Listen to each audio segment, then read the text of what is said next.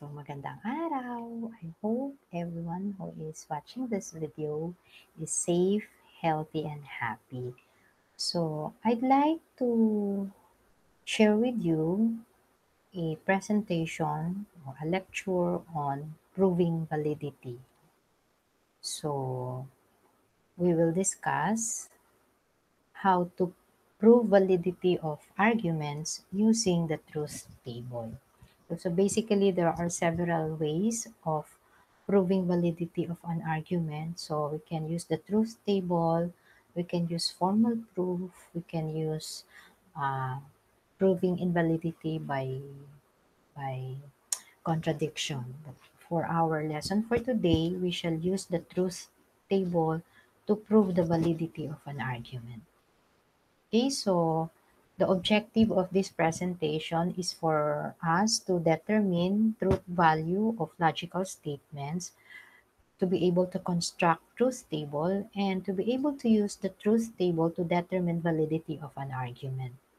Okay, so let's have first a review of the logical connective. So we have disjunction, conjunction, implication, and biconditional. So those are basically the four logical connectives. So disjunction is symbolized by the small letter V. No? So it uses the word or. So we have the butterfly is pretty or quick.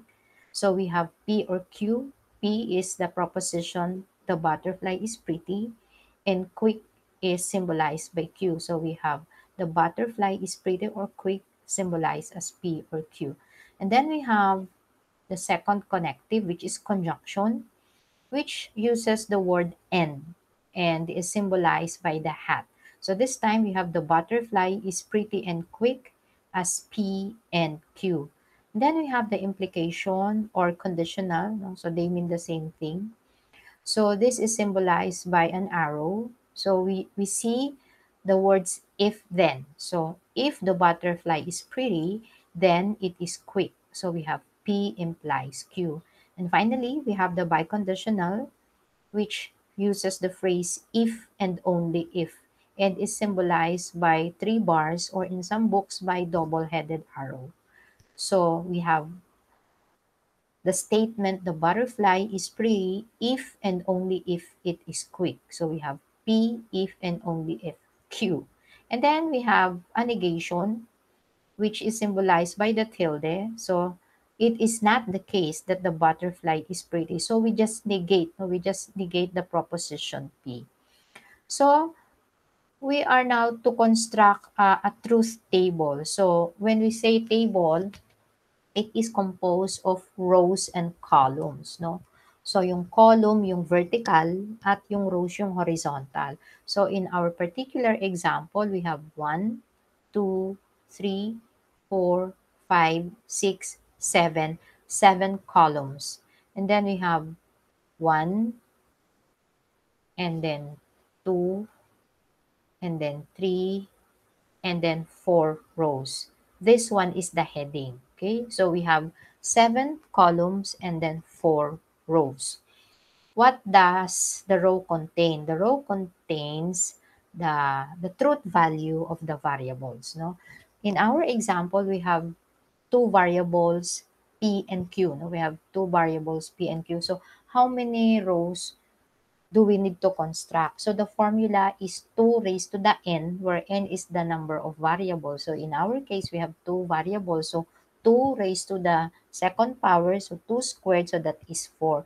So that's why we have 4 rows, because we will try to uh, construct all possible combinations of the two variables. So if you have only one variable, let us say P, so the formula is 2 raised to the n, and n is 1, in this case P, so we have 2 raised to the first power, so that is 2. So we should only construct 2 rows for the variable P, and the only truth values would be true or false. So yun lang yung laman ng dalawang row, true or false. In this case, since we have two variables, we must construct 4 rows for us to be able to construct all possible combinations, no, of P and Q.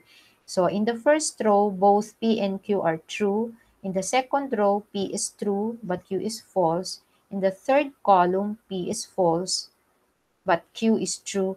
And in the fourth row, both are false. So, ganon. So, kunwari, if you have 3 variables, so that is 2 raised to the third power, so that is 8. 8 rows. So, paano magko-construct? Yung first column, the 8 rows, no? Yung first column, yung first 4 row, puro true. True, true, true, true. Tapos yung the next 4 rows, puro false. Yung second column, true, true, false, false, true, true, false, false, false. Yung third column would be true, false, true, false. So, ganun mag-construct ng truth table. So, in this case, we only have we only have two variables, no? So, we have the first column, true, true, and then false, false. Second column, we have true, false, true, false. Okay? So we are sure that we have constructed all possible combinations for P and Q. Now for the third column, we have not P. So you just negate the truth value of P in the first column. Okay? And then P or Q, so that this is a disjunction. So what's the rule? Recall, no? The disjunction P or Q is true if one of the disjuncts P and Q is true. So, madaling salita, pag may isang true sa P, kay P at Q, true na yung disjunction. So, sa first row, both are true in fact. So, we have a true disjunction. P is true. Even if Q is false, the disjunction is true. P is false, but Q is true, therefore the disjunction is true. Both are false, therefore the disjunction is false. Okay? Now we proceed to the conjunction. The rule is if one of the conjuncts is false, then the conjunction is false. In the first row, both are true, therefore the conjunction is true. In the next 3 rows, one of the conjuncts is false, therefore the conjunction is false. Okay?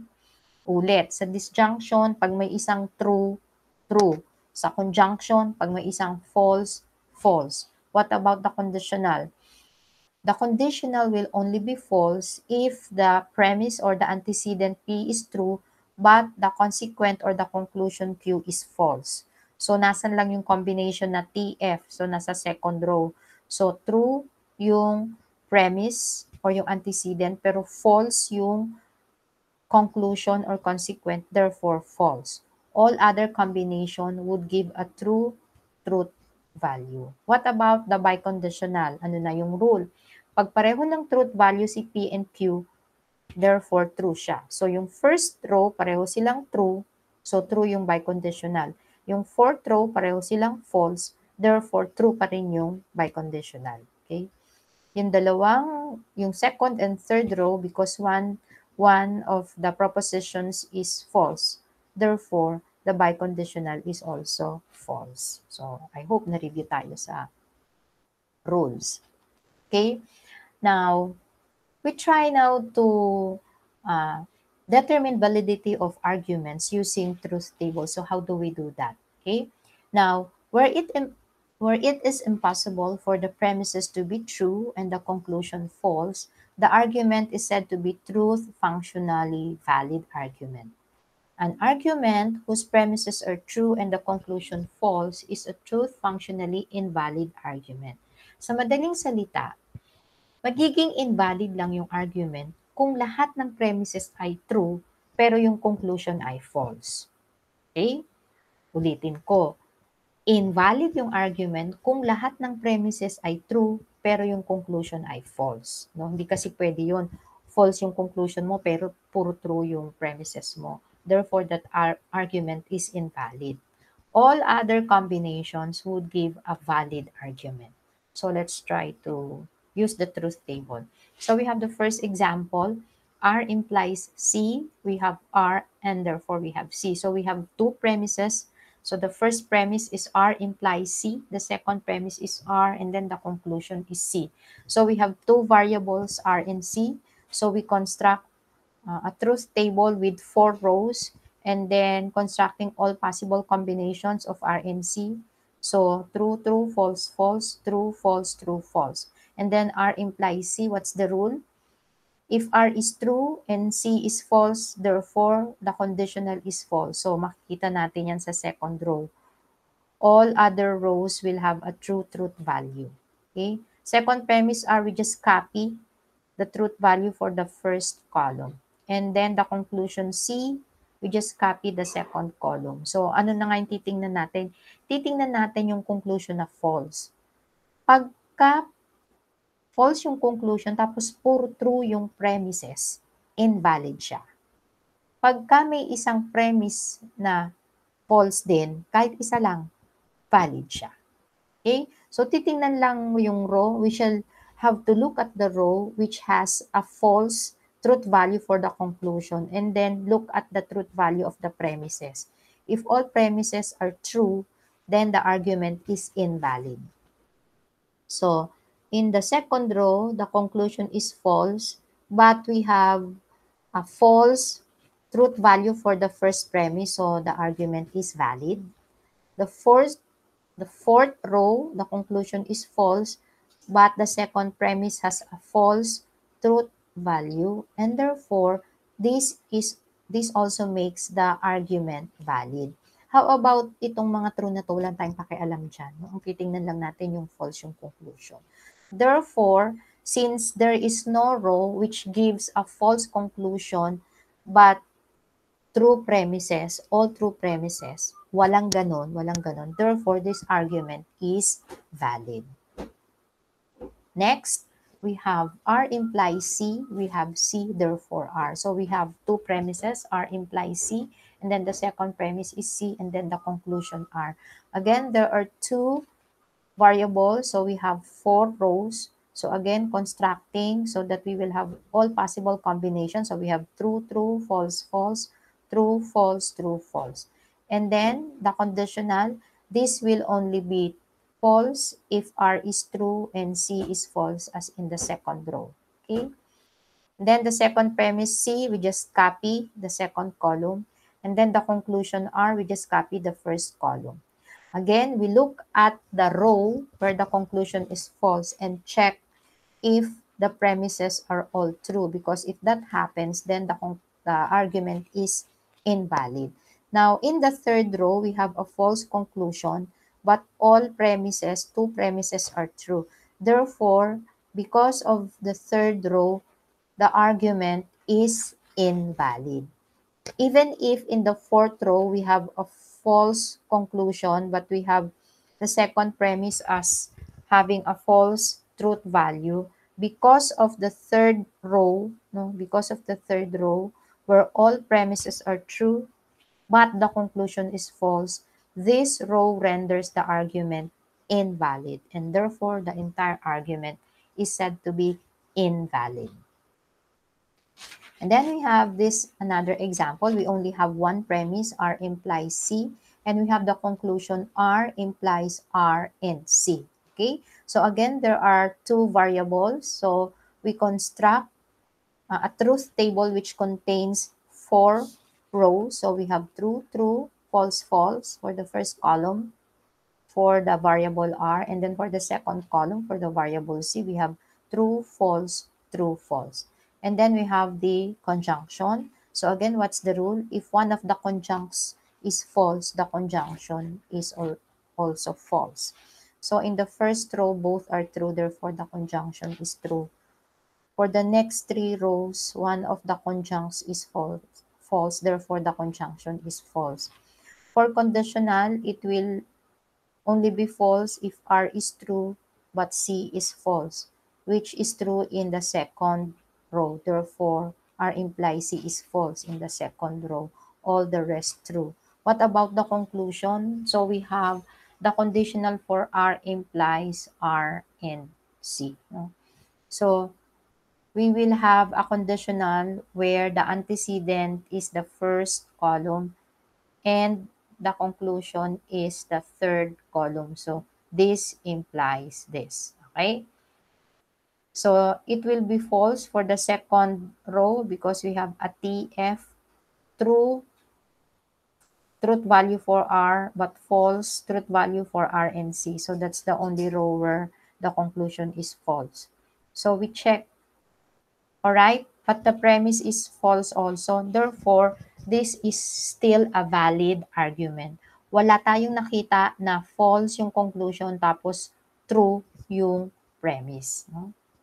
Therefore, we say that this argument is also valid. Okay, so there is a note here. In an argument where there is only one premise involved, like this example, whenever the conclusion is false, the premise must also be false in order for the argument to be valid. Okay, now for the last slide, you just have to work on this on your own. No? So this will serve as your seat work. No? So using the truth table, determine if these two arguments are valid or invalid.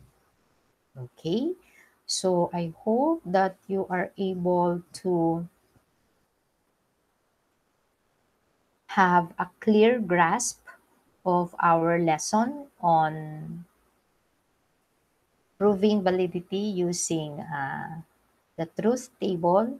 So I shall see you next time. In the meantime, stay safe and stay healthy, class. See you when I see you.